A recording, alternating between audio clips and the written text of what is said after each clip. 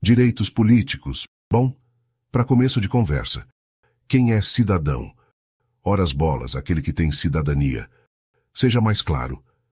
Ok, é aquele nacional que detém direitos políticos. E também o cidadão tem uma participação popular determinada pelo nosso regime democrático. E ainda, o cidadão exerce a democracia de duas formas, pela democracia direta e pela democracia indireta.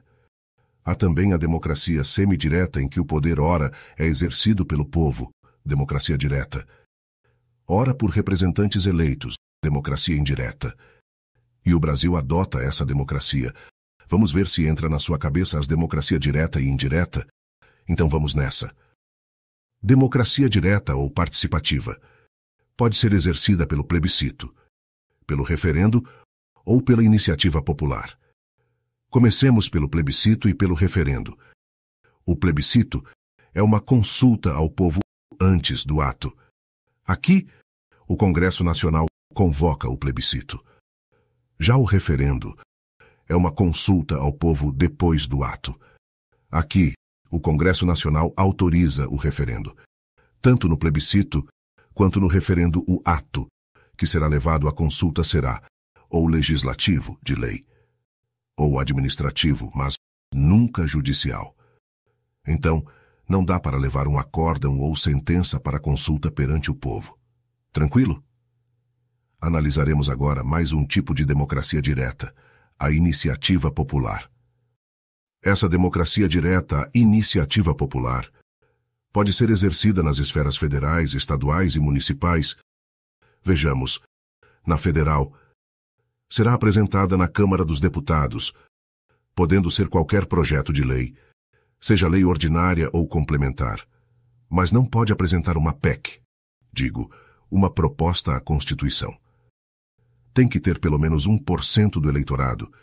Esse 1% tem que estar espalhados em pelo menos 5 estados, com pelo menos 0,3 em cada um.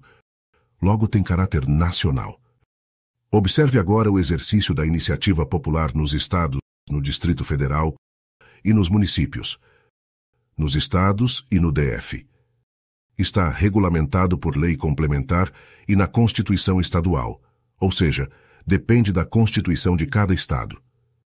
Nos municípios, tem que ter interesse local de 5% dos eleitores da cidade, apresentada na Câmara de Vereadores, tendo que ser de cunho municipal. Por exemplo, tratar de crimes hediondos não é de competência municipal. Atenção! Não confunda iniciativa popular com ação popular. Ambas são demonstrações de cidadania. Porém, o nome já descortina o significado. Uma é uma iniciativa, portanto, é um início de reunião de assinaturas para a apresentação de um projeto de lei perante a Câmara dos Deputados. A outra é uma ação, um processo judicial, um remédio constitucional, tá ligado? E essa ação será promovido pelo cidadão para anular ato lesivo ao patrimônio público, por exemplo. Democracia direta, finish. Agora a democracia indireta, ou representativa, que será pela escolha de representantes. Os direitos políticos podem ser ativos ou positivos, e passivos ou negativos. Comecemos pelos ativos ou positivos. É o direito de votar. Será conquistado pelo alistamento eleitoral, que é quando você tira o título de eleitor. Logo, o documento que te torna um cidadão é o título de eleitor. Já os direitos políticos, passivos ou negativos, que é o direito de ser votado, tem os critérios de elegibilidade, que é o passivo, e o de inelegibilidade, que é o negativo. Vamos lá. Critério passivo é o de elegibilidade. Quer dizer que você é elegível.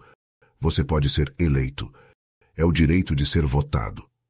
E para ser elegível tem que ter 6 requisitos, quais sejam: nacionalidade, pleno exercício dos direitos políticos, alistamento eleitoral, sendo este o único requisito presente no direito ativo, que é o direito de votar, e no passivo, que é o direito de ser votado. Domicílio eleitoral. Não é o domicílio civil onde você mora, meu filho. É onde você vota, na zona eleitoral. Cuidado com pegadinha. E para ser eleito, tem que comprovar o devido domicílio eleitoral na devida circunscrição. Foram 4 requisitos do critério de elegibilidade.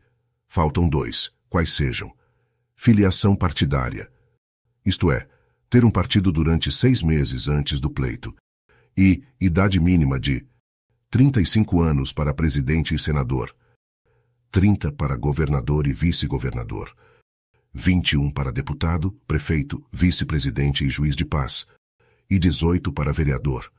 Com exceção do vereador, os outros devem comprovar as idades na posse.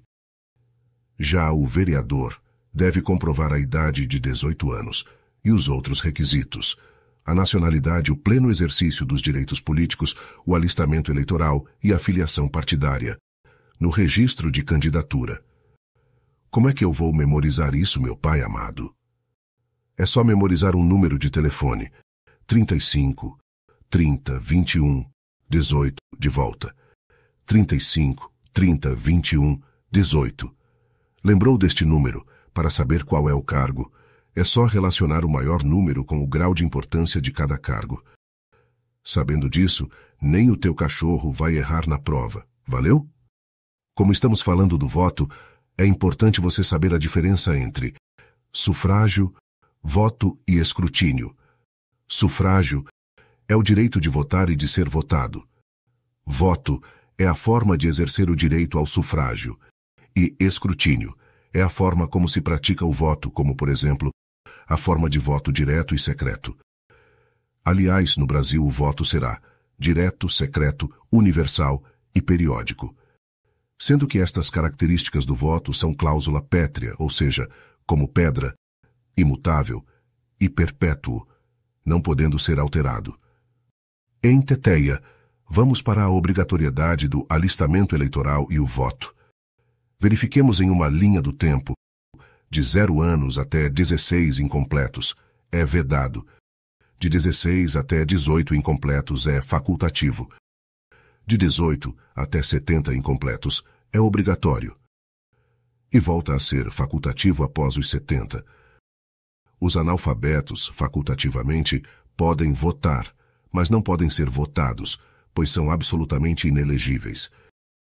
E não menos importante o artigo 14, parágrafo 2º da Constituição, que dispõe: não podem alistar-se como eleitores, isto é, como votantes ou sufragistas, os estrangeiros, e durante o período do serviço militar obrigatório, os conscritos. Quem são os conscritos? São aqueles moleques que raspam o cabelo no quartel. Já a inelegibilidade quer dizer que não pode se eleger, isto é, não pode se candidatar. Tem a inelegibilidade absoluta e a inelegibilidade relativa. A inelegibilidade absoluta proíbe de ser votado para qualquer cargo e são os analfabetos. Cuidado! É o analfabeto que não sabe ler nem escrever. Não é o analfabeto funcional, que é aquele que não sabe interpretar texto simples ou realizar cálculos matemáticos básicos. O analfabeto, que não sabe ler nem escrever, não pode ser votado, mas pode votar. E os inalistáveis, que são os estrangeiros e conscritos, não podem votar nem ser votado, porque não podem tirar o título de eleitor. Veja, quando eu falo inelegibilidade, tanto a absoluta quanto a relativa, se trata dos direitos políticos negativos. Tranquilo? Vimos a inelegibilidade absoluta, que se desdobra nos analfabetos e inalistáveis, sendo os inalistáveis o estrangeiro e o conscrito. Fechou? Quanto à inelegibilidade relativa, esta subdivide-se em 4. Primeira, a relativa por motivos funcionais, que pode ser motivo funcional para o mesmo cargo, que é a reeleição, e motivo funcional para outros cargos, a desincompatibilização. Segunda, a relativa por motivo de casamento ou parentesco, que é a inelegibilidade reflexa. Sendo que estas duas só podem ser aplicadas para chefes do poder executivo, ou seja, presidente, governador e prefeito. Terceira, a relativa pela condição de militar, onde se analisa se o militar tem menos de 10 anos de serviço ou mais. e a quarta por previsões em lei complementar. Vamos nos debruçar no estudo relacionado à reeleição e à desincompatibilização. Quanto à reeleição, o chefe do executivo tem direito a uma reeleição, e se tem direito a uma reeleição, é porque já foi eleita uma vez, tendo assim 2 mandatos. Por exemplo, a Dilma, que foi eleita em 2010 e foi reeleita em 2014, se ela não tivesse sofrido o impeachment na eleição de 2018, ela estaria relativamente inelegível por motivos funcionais para o mesmo cargo, porque ela não teria direito a uma segunda reeleição ou um terceiro mandato. Vejamos agora a desincompatibilização. Vamos supor que o presidente, ou um governador de estado ou um prefeito, queira na próxima eleição disputar uma vaga no Senado ou na Câmara das Deputaiadas lá. Veja, para quem é do executivo quer outro cargo tem que fazer a desincompatibilização, ou seja, renunciar o cargo 6 meses antes do pleito, isto é, 6 meses antes da eleição, para assim disputar um outro cargo. Por exemplo, o Ratinho Júnior, governador do Paraná, almeja ser senador. É um outro cargo. Ele terá que renunciar o cargo de governador 6 meses antes da eleição para senador. Mas, cuidado, no caso de senador, não precisa esperar 6 meses porque cargos do legislativo não precisa desincompatibilizar. Exemplo. Aécio Neves era senador. Disputou eleição contra Dilma em 2014 e perdeu. Ele continuou como senador porque senador não está sujeito à desincompatibilização.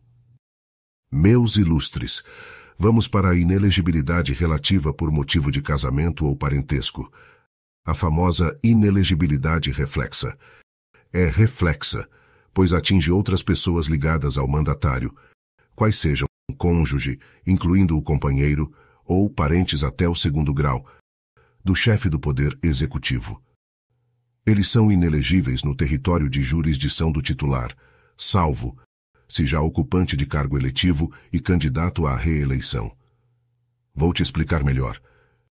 Então, o presidente da República, que tem jurisdição em todo o território nacional, provoca a inelegibilidade reflexa no cônjuge, companheiro ou parente até 2º grau. O governador provoca a inelegibilidade reflexa no seu estado ou no Distrito Federal. E o prefeito provoca a inelegibilidade reflexa no seu município, salvo se já ocupante de mandato eletivo e candidato à reeleição. Tem como dar um exemplo? Claro que sim. Vamos supor que o presidente Lula tivesse um filho deputado e outro vereador. No caso de nova eleição, o filho vereador do Lula, que é parente em 1º grau, só pode ser candidato a vereador, porque para qualquer outro cargo é alcançado pela inelegibilidade reflexa. Como ele já é ocupante de mandato eletivo, ele pode se candidatar à reeleição. Já na próxima eleição para deputado, o filho que é deputado só pode se candidatar a deputado, ou seja, só à reeleição. Isto porque, conforme a Constituição, salvo se já ocupante de mandato eletivo e candidato à reeleição, ou seja, se já possui um cargo eletivo, só pode se candidatar à reeleição. Um aspecto jurisprudencial é a súmula 18 do STF que assim dispõe. A dissolução da sociedade ou do vínculo conjugal no curso do mandato não afasta a inelegibilidade reflexa. Por exemplo, um prefeito se divorcia da esposa só no papel para afastar a inelegibilidade reflexa. Assim, a ex-esposa poderia se candidatar a vereadora no mesmo município do ex-marido. Mas tal dissolução só no papel é fraude. Por isso, o Supremo disse: a dissolução da sociedade ou do vínculo conjugal, no curso do mandato, não afasta a inelegibilidade reflexa. Vejamos agora a situação do militar. O militar alistável é elegível se, aqui, o marco é o tempo de 10 anos de serviço. Se menos de 10 anos, deverá afastar-se da atividade. Se perder a eleição, não volta a ser militar. Agora, se mais de 10 anos, será agregado pela autoridade superior e, se eleito, passará automaticamente no ato da diplomação para a inatividade. O que a prova tenta confundir aqui é dizer que a inatividade, que seria a aposentadoria, acontece na posse, porém, como vimos, acontece na diplomação. Verifiquemos a situação de lei complementar.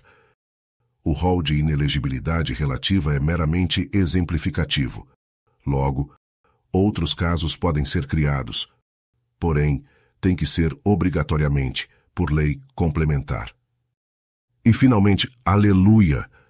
Vamos fazer um resumão por uma visão satélite do que você aprendeu, no que concerne à inelegibilidade, que é a qualidade de quem não pode ser eleito. Nós temos a inelegibilidade absoluta e a relativa. Na absoluta temos um rol taxativo, ou seja, são inelegíveis absolutamente apenas os analfabetos e os inalistáveis, sendo que os inalistáveis são os estrangeiros e os conscritos. Já na relativa, temos um rol exemplificativo que subdivide-se em reeleição, reflexa, militar e outras estabelecidas por lei complementar. E é isso. Vou meter o pé. Tchau.